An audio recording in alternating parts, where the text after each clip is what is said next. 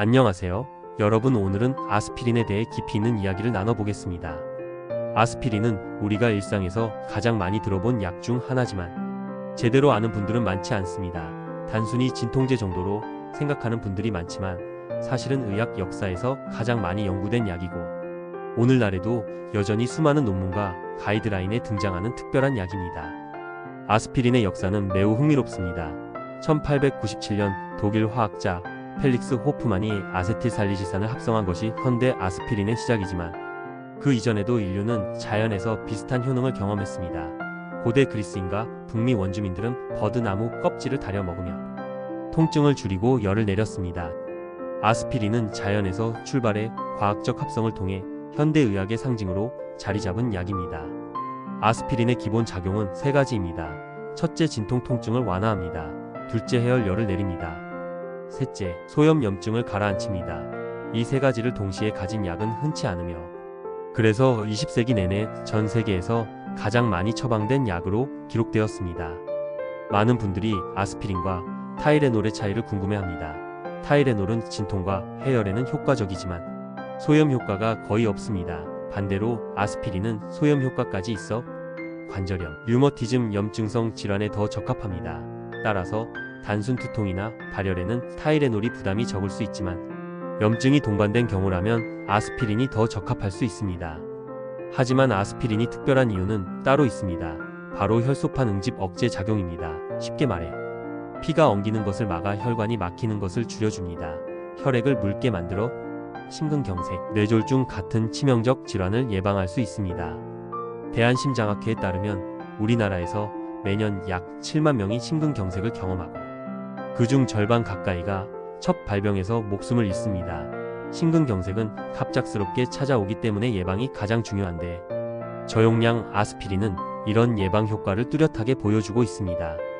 미국 심장협회와 유럽 심장학회는 심혈관 고위험군 환자에게 하루 75에서 100mg 정도의 저용량 아스피린을 권장합니다.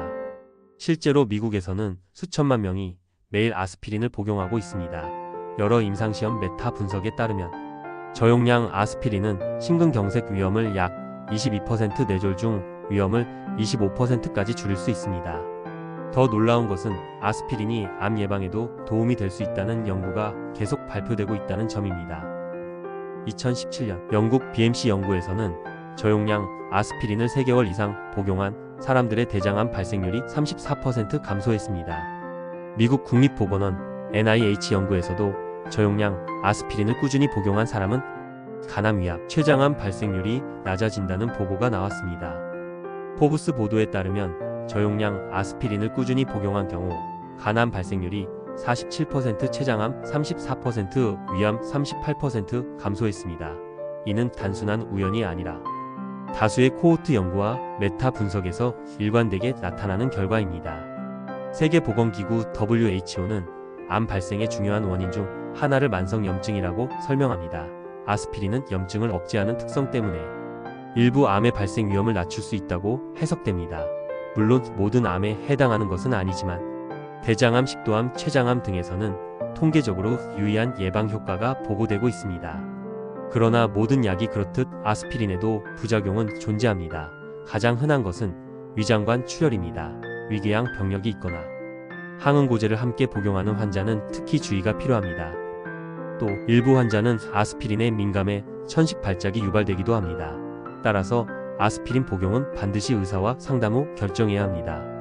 미국 예방서비스특별위원회 USPSTF는 50세에서 60세 성인에게 저용량 아스피린 복용을 권장합니다. 심혈관 예방과 대장암 예방 효과를 동시에 기대할 수 있기 때문입니다. 하지만 70세 이상에서는 부작용 위험이 더 크므로 일반적으로 권장하지 않습니다. 연령별로 다른 접근이 필요하다는 점이 중요합니다. 그렇다면 왜 우리나라에서는 아스피린을 쉽게 구하기 어려울까요? 2016년 독일 제약사 바이엘은 인도네시아 공장에서 생산된 아스피린 일부가 잘 녹지 않는다는 이유로 회수했습니다. 안전성 문제라기보다는 약효가 일정하지 않았다는 품질 문제였습니다. 이 사건 이후 국내 공급이 사실상 끊겼습니다. 문제는 여기서 끝나지 않았습니다.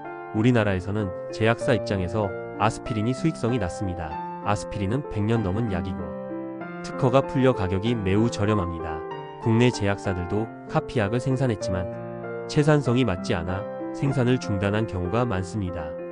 게다가 우리나라 제약시장은 신약이나 건강기능식품처럼 고수익 제품에 집중되는 경향이 있어 아스피린 같은 저가 의약품은 외면당했습니다. 또한 규제 환경도 한몫합니다. 우리나라 약사법은 약효, 안정성 문제로 회수된 제품에 대해 재승인 절차가 까다롭습니다. 독일 본사에서 한국 시장을 우선순위에 두지 않다 보니 공급 공백이 길어졌습니다. 미국, 일본, 유럽에서는 여전히 아스피린이 흔하게 판매되는데 한국에서만 장기간 공백이 이어진 이유입니다. 결국 환자 입장에서는 왜 외국에서는 쉽게 사는데 한국에서는 없는가 라는 불편을 겪을 수밖에 없습니다. 그렇다면 우리는 어떻게 대처해야 할까요? 첫째, 반드시 의사와 상담해야 합니다. 아스피린은 일반 의약품처럼 보이지만 사실은 부작용과 금기사항이 명확합니다. 특히 고혈압, 당뇨, 항응고제 복용 환자는 반드시 전문의 상담이 필요합니다. 둘째, 대체제를 고려할 수 있습니다. 혈전 예방 목적으로는 아스피린 외에도 클로피도그렐 같은 대체 약이 존재합니다. 그러나 효과와 부작용 프로파일이 다르기 때문에 반드시 주치의 처방을 받아야 합니다. 셋째, 해외 직구나 여행 중 구입에 의존하는 경우가 있지만 이는 권장되지 않습니다. 동일 성분이라도 국가별 제형과 함량이 달라 혼동하기 쉽고 부작용 발생 시 책임 소재가 불분명하기 때문입니다. 넷째, 생활습관 개선이 아스피린을 대신할 수 있다는 점을 기억해야 합니다. 규칙적인 운동, 식이섬유 섭취, 금연 절주, 스트레스 관리가 혈관 건강에 기여합니다. 아스피린만 믿고 생활습관을 소홀히 한다면 효과는 반감됩니다. 마지막으로 소비자로서 목소리를 낼 필요가 있습니다. 아스피린처럼 국민 건강에 중요한 약이 국내에서 장기간 공급되지 않는 것은 공중보건 차원에서 큰 문제입니다. 소비자 단체와 학회가 제약사와 보건 당국의 안정적 공급을 촉구해야 합니다. 앞으로 아스피린 연구는 더 정밀해질 것입니다. 차세대 유전자 분석 기술인 NGS가 발전하면서 아스피린 효과가 큰 암 유형을 구분할 수 있을 것입니다. 어떤 환자는 아스피린에 잘 반응하고 어떤 환자는 그렇지 않을 수 있습니다. 개인 맞춤형 의학으로 발전할 가능성이 큽니다. 최근에는 아스피린과 다른 약물의 병용 효과 연구도 활발합니다. 예를 들어 스타틴과 함께 복용했을 때 심혈관 질환 예방 효과가 더 크다는 보고가 있습니다. 혈전 용해제와 병용 시 부작용 위험은 높지만 특정 환자군에서는 이득이 크다는 연구도 있습니다. 이런 점들은 앞으로 임상 가이드라인에 반영될 가능성이 큽니다. 이제 정리해 보겠습니다. 아스피린은 단순한 진통제가 아닙니다. 120년 넘는 역사를 가진 값싸고 효과적인 약이며 심장병, 뇌졸중, 암 예방 가능성까지 가진 약입니다. 하지만 모든 사람에게 맞는 약은 아닙니다. 반드시 의사와 상의해야 하고 개인별 상황에 맞는 복용 전략이 필요합니다. 만약 여러분이 50대나 60대이고 고혈압, 당뇨, 흡연, 고지혈증 같은 심혈관 위험 인자가 있다면 의사와 상담 후 저용량 아스피린 복용을 고려해 보실 수 있습니다. 심혈관 질환 가족력이 있거나 대장암 가족력이 있는 분들도 상담을 권장합니다. 작은 알약 하나가 우리의 심장과 뇌를 지키고 암 발생 위험을 줄여줄 수 있습니다. 그러나 약만큼 중요한 것은 생활습관입니다. 운동과 식단 관리, 금연이 함께할 때 아스피린의 효과는 배가 됩니다.